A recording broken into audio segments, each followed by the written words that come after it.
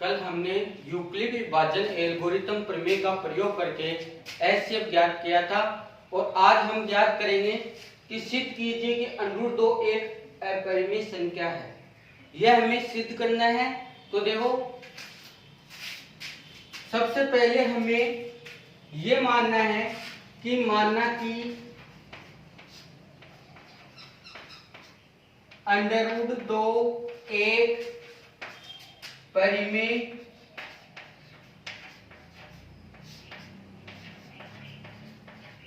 संख्या है। सबसे पहले हमें यह मानना है कि √2 एक परिमेय संख्या है। परिमेय संख्या मानना है √2 को। हमें सिद्ध ये करना है कि √2 एक क्या है, अपरिमेय संख्या। लेकिन हमें मानना है कि √2 एक परिमेय संख्या है। परिमेय संख्या किसे कहते हैं? ऐसी संख्या जिसको हम p/q के रूप में लिख सकते हैं, वो परिमेय संख्या कहलाती है। अब जैसे मान लो इसको हमने परिमेय संख्या मान लिया, तो हमें √2 को p/q के रूप में हम मान लेंगे। p/q के रूप में हम मान लेंगे। अब p और q का जो मान लो, अब यहाँ पे हमें क्या दो पूर्णांक लिया है, p और q दो पूर्णांक लिया है और इसको हमने p/q के रूप में मान लिया, जहां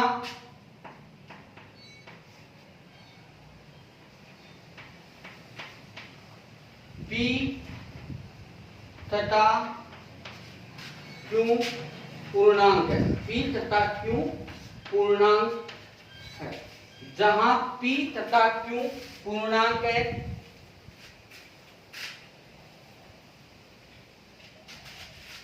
एवं p व q से अभाज्य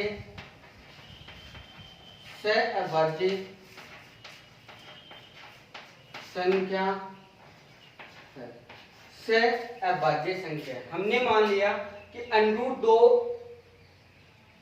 एक परिमेय संख्या है, इसलिए हमने क्या किया, √2 बराबर p/q, जहां p और q पूर्णांक है और p और q से अभाज्य संख्या है। से अभाज्य संख्या का मतलब होता है जैसे कि हमने जो संख्या ली है वो आपस में कभी भी भाज्य नहीं होगी। जैसे p और q दोनों संख्या ली है तो ये आपस में भाज्य नहीं होगी। ये q इधर बट्टे में है, इस तरफ भेजेंगे तो किस में जाएगा, ये इनटू में जाएगा। √2 इंटू q बराबर ये p बच गया। अब हमें क्या करना है, दोनों पक्षों का वर्ग करना है। दोनों पक्षों का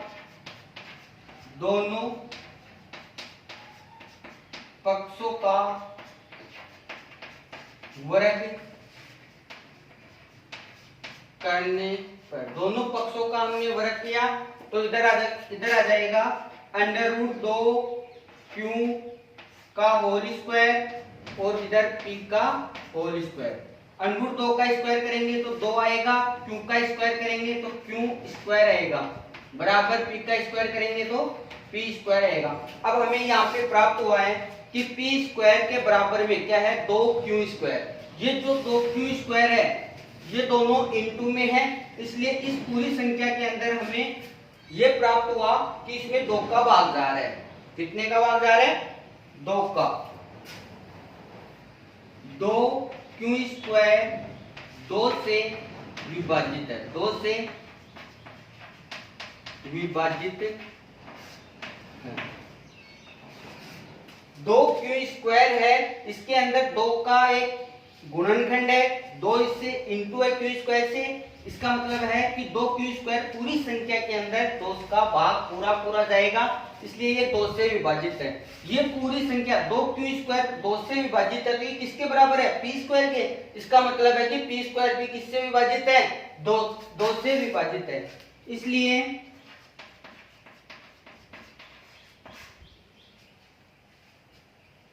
p स्क्वायर 2 से विभाजित है। p स्क्वायर 2 से विभाजित है।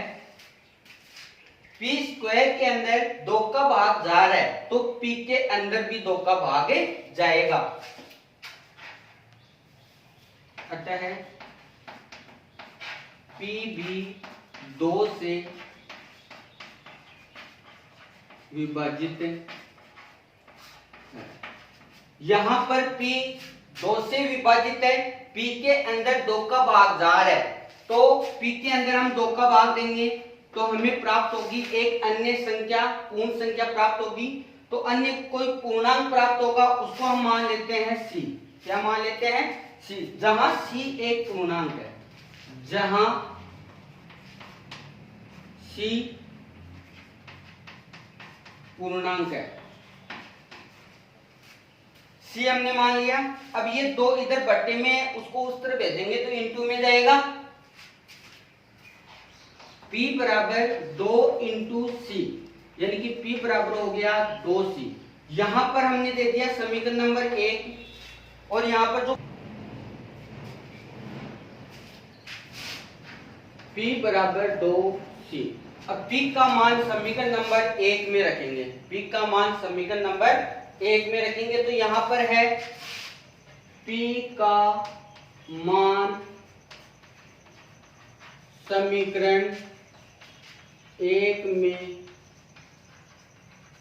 रखने पर, समीकरण 1 में रखना है तो 2q² बराबर,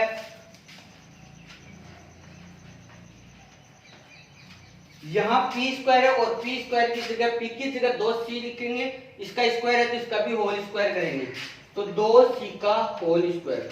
यहां पे हो गया 2q² बराबर 4c²।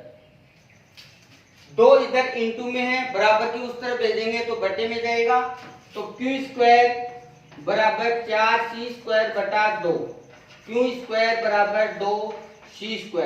अब जैसे हमें पहले प्राप्त हुआ था कि 2q² 2 से विभाजित है, उसी प्रकार से 2c² है तो 2c² 2 से विभाजित है, 2c² 2 से विभाजित है। ये 2 से विभाजित है, पूरी संख्या 2 से विभाजित है, तो ये किसके बराबर में है? q के बराबर में, और q² के बराबर में है तो q² भी 2 से विभाजित होगा, q², इसलिए q² 2 से विभाजित है। q² 2 से विभाजित है, इसलिए q भी क्या होगा? 2 से विभाजित होगा। अतः q भी 2 से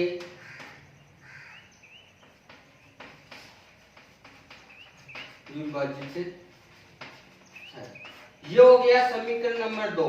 अब देखो यहां पर समीकरण 1 के अनुसार p² के अंदर 2 का भाग गया पूरा, यानी कि p² 2 से विभाजित हो गया। और अब समीकरण नंबर 2 के अनुसार q भी क्या हो गया? 2 से विभाजित हो गया, p भी 2 से विभाजित हो गया और q भी 2 से विभाजित हो गया। और हमने सर्वप्रथम तो सबसे पहले हमने ये माना था कि P और Q सहअभाज्य संख्या है। सहअभाज्य का मतलब है कि साथ में अभाज्य है, भाज्य नहीं है, साथ में किसी का भी कोई एक उभयनिष्ठ गुणनखंड नहीं है इनका कि ये दोनों विभाजित हो जाए। लेकिन यहाँ पर हमने सिद्ध किया है कि Q भी 2 से विभाजित हो रहा है और P भी 2 से विभाजित हो रहा है, मतलब दोनों का एक उभयनिष्ठ गुणनखंड प्राप्त हो रहा है, हमारे पास 2 प्राप्त हो रहा है। इसलिए हमें ये विरोधाभास प्रकट होता है कि √2 एक परिमेय संख्या है। अब देखो समीकरण 1 व 2 से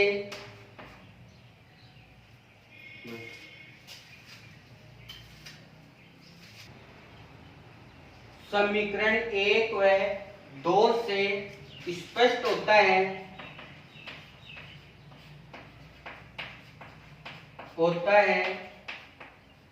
कि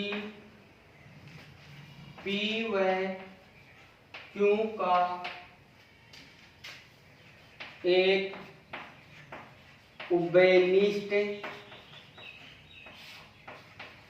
गुणनखंड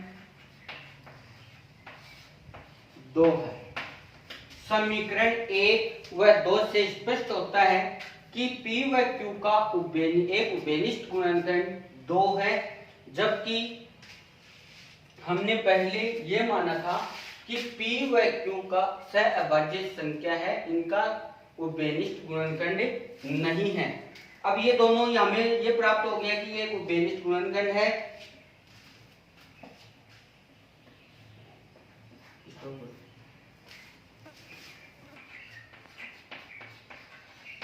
जबकि प्रारंभ में हमने यह माना कि P व Q सहअभाज्य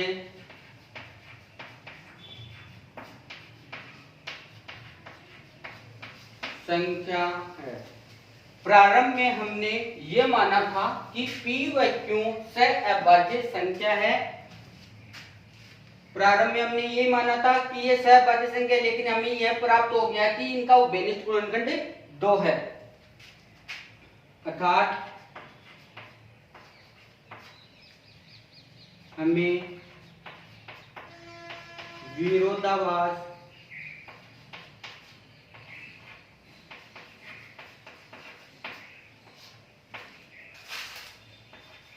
प्रकट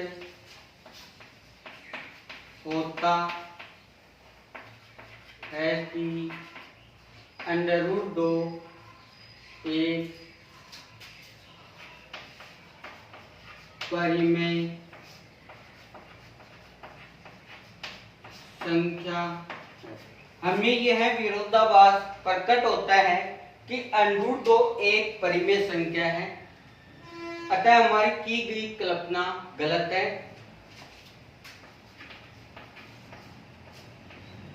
अतः √2 एक अपरिमेय